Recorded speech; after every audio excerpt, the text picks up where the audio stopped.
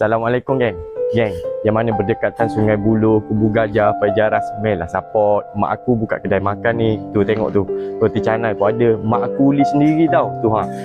Bukan saja roti canai, macam-macam makanan ada mai sini. Dekat sini, ni suasana kedai kita lah. Ni ruang depan. Ni kita buat kat sini dululah untuk korang lepak-lepak. Sekarang kita nak start depan lagi tu kat situ. Cuma tak ada masa lagi, biar ramai kat sini dululah. Korang support pun tak, macam mana aku nak buka kat depan tu.